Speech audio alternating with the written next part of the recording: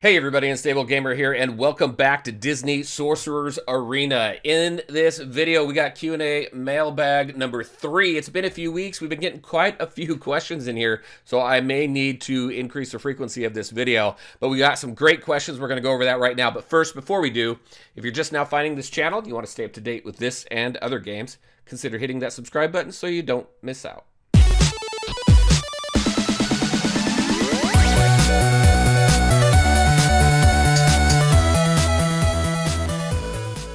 All right, and welcome back. So let's go ahead and just jump right into the questions here. Again, I want to thank you all for watching these videos and submitting the questions. Obviously, there wouldn't be any videos of this kind if you weren't asking the questions, so I truly appreciate all the support. All of my social media links and everything are in the description below. If you want some questions answered, feel free to leave the questions in the comment section below. Also over on Discord, I do have a channel specific to the Q&A mailbag, so be sure to drop in your questions there, and then we'll get to answering them. So let's take a look at this first one. I still don't know how turns work with placement of the characters. Anyone know? So the placement of the characters does not determine your turn order. I think placement is very, very important, and I do have a video where I went over that. I'll go ahead and link it up right over there. But as far as turn order, it has to do with your speed bar, the speed bar that's below your health bar. And I'm going to go ahead and switch over to a response that Meathead Militia, our community manager for the game, answered in the developer response here. It says, who goes first? Basically what this goes to tell you is once you hit 100% on your speed meter, that is that person's turn. So whoever hits it first is the character that's going to go ahead and go first. And then you can see that also on the bottom left hand corner of your screen. You can see the turn order up to like 4 or 5 characters, so you can kind of plan that way as well. But where it kind of comes into play, that's a little bit, needs a little bit of refining, and they call it out here as well. But when you have 2 characters that hit that 100% turn meter, then the system just flips a coin essentially and picks one of those characters at random to go first. So their little RNG there, a little luck has to go your way if you want to go first. But that's how turn order works in this game. And again, placement is very, very important. So definitely check out that video. All right. Next, let's go on to this question here. So what do you think about putting Kristoff in a team with no frozen characters? I have Kristoff and 5 stars, but I don't know if he is good enough to be on my main team. So Kristoff, I think Kristoff, the best team for Kristoff is in a team with Anna and with Elsa, because there's so much synergy there. You don't have to have Sven, but Sven does have some good synergy with Kristoff as well. But as far as him in a team without, you're going to be losing a little bit. I don't think there's anything necessarily wrong with it, but in my opinion, I would, well, if he's your strongest tank, go for it. If he's the strongest tank you have, I definitely say go for it, use him. You still have his taunt that gives various buffs depending on the character that you choose, the role of the character that you choose. So that is good, the crit, the speed up, things like that. You also have the trolls, so I think it's good either way. I think he's probably the best tank in the game. I go back and forth a little bit because I still think Mordu is great, and then you also have Jasmine that has come up quite a bit. But to get down to this, yes, I think he's viable in other teams as well, not just the Frozen team. However, he's at his best in the Frozen team, so I hope that helps. All right, next one here. Wait, dad moves so far down? Did it nerf and I didn't notice since I don't have it? No, so no nerf has come to dad moves as far as I can remember. There's a whole bunch of changes going on with the spells, so you never really know what's going to happen to them. They're doing a lot of rework and balancing of them.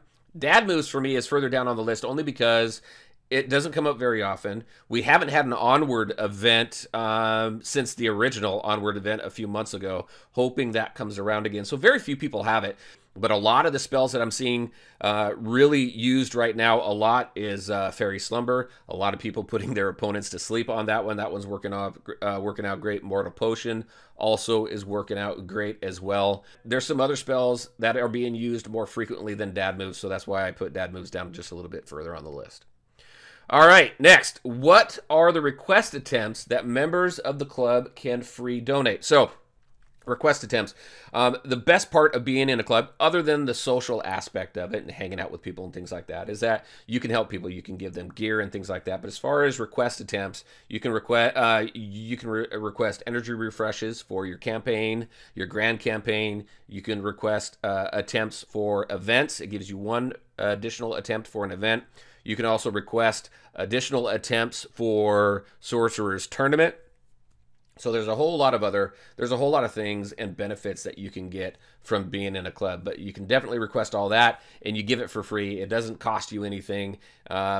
When you give out equipment, things like that, gear pieces and stuff like that, that does obviously take away from your inventory, but the other stuff like the free energy and everything like that doesn't cost you anything. So if you see it in there and your club mates are requesting it, just do it. Just go ahead and give it to them because it's helping everybody in the club. And that's going to make your club stronger and more competitive when it comes to Club Conquest and any other type of club-specific content that might be coming out. Most recently, we had the Stitch Tower, and you were able to get club rewards through that as well. So hopefully that helps with that. Next, what does the game have in place for farming spell currency daily after you complete Tower 5? Really, all it is completing Tower 5. So just go in there and complete Tower 5 on a daily basis. If you have VIP, you can auto-complete Tower 5, which is great. I think that alone VIP is worth. But, yeah, so you just go through and you continue to farm Tower 5 there, and then that's what you get your spell currency from. So that's really the only place in the game. They don't have any other challenges or anything like that where you can build up that currency. So just Tower 5. All right. Do you think the Frozen team needs a little nerf? No, I don't think the team needs a nerf. As we have seen over the past few weeks, we're seeing stronger and stronger teams being put together. We're seeing reworks of characters that have already been in the roster. And that's what I love about what this development team is doing with this game. Yes, they're coming out and they're pumping out characters, but I guarantee you they probably have had a list of characters and timing on when they're going to pump those characters out for at least the first year. But I think also, with those character releases, I think it's fantastic that they're doing reworks on characters that have already been in the game since original launch, making them more valuable and making them so that they fit into a team. Most recently, the tech team with the tech tag and everything there. I think that was great. It's also a very easily farmable team that you can put together and fun to play as well. So, no, I don't think they need the nerf. We're just going to continue to see stronger and stronger teams, and hopefully they keep up this rhythm of reworking old characters so that your roster stays more and more viable. We have all heard of power creep, and a lot of these types of games suffer from that. But again, if they continue with what they're doing with the reworks and stuff like that, I think it will minimize that power creep. All right. Do you think that characters like Hopper, Kronk, Yzma, Rafiki, and Tinkerbell will need a big rework for them to be stronger? Yes, I do. I do know there has been some hints, and it's been said, I believe, by Meathead as well, that the support characters are going to be going through a rework. So Ariel and Yzma and things like that, they definitely need it because the support tunes are just, especially the original ones, are further down on the roster. We've got some really great support tunes recently that are super, super strong. So, yeah, I think the earlier ones, Tinkerbell too, especially since she's part of that new Oceanic team, definitely needs some work, some rework. So we might see that. Well, we're going to see that. We just don't know when. We just don't know when we're going to see that. All right, next. Who in the game would you love to see get a skin? You know what? I saw this, and my favorite Disney cartoon of all time is Aladdin. So for me, I want to see Genie Jafar. That's the skin I want. He's a very cool character. I loved him in the movie as well, and to see him get that skin in there, I think was great. Other than that, would have been Oogie Boogie in his fluorescent skin, and we already have that. So because I would say those are my top two favorite Disney movies is Aladdin and then Nightmare Before Christmas. So definitely Genie Jafar deserves to be in the game. So let's get that skin out there. Let's get that skin. All right, next.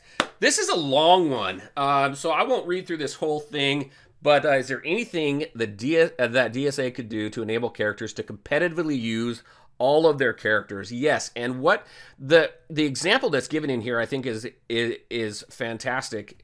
It's there's another game that I have played where there's a blitz type mode, and you start off at the very bottom, and your characters are matched with other team member teams that are equal in power level. If you base it off that power level and then you're continuing to climb up from there, I think that would help with this quite a bit. It allows you to use more of your roster. It doesn't force you. You actually don't feel like you have to rush to level up and spend all of your gear materials and things like that to be competitive. I think it's a good game mode.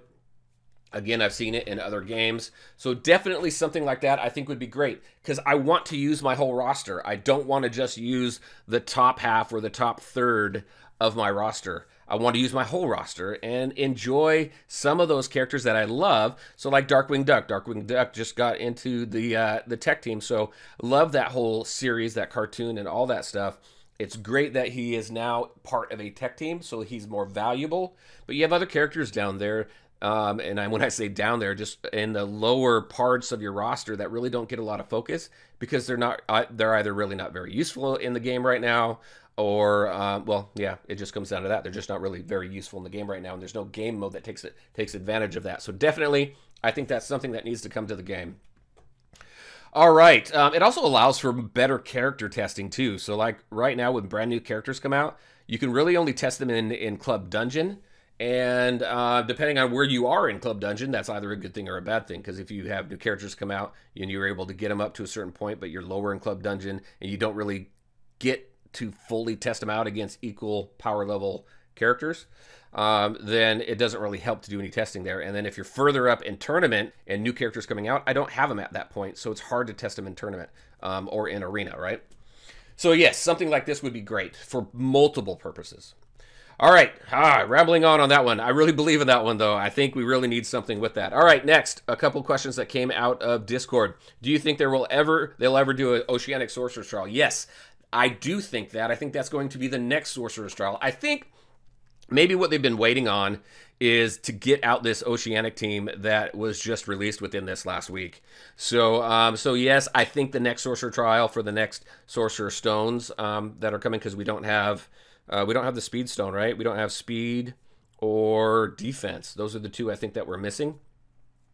So that's probably what's going to go into this one. And I believe we're going to need the Oceanic team. Don't hold me to that yet, but if you follow the pattern, it makes sense. So there's that. And finally, right here, will we see another Big Hero 6 event to introduce rest of the squad? This event feels like a Star Wars Galaxy of Heroes marquee event. That was referring back to the Hero event. And yes, I think we're going to be seeing some another event introducing either. Maybe we'll see more than one event introducing additional characters to Big Hero 6, or maybe one big event. And we're going to need the additional Big Hero 6 characters to unlock maybe a legendary or something in there. This is primed for a legendary character, so we'll see if that's the case or not. But yes, I think we're going to see more Big Hero 6 events. All right, everybody, that's what I had for you today. Those are the questions. And again, I really do appreciate the support. Thank you for all the questions. Definitely leave questions, comments, and everything in the comment section below here. Well, all right, everybody. As always, I want to thank you all for taking the time to watch the video. If you liked it, make sure to hit that like button and share your thoughts and questions in the comment section below. Take care, everybody, and we'll talk to you next time.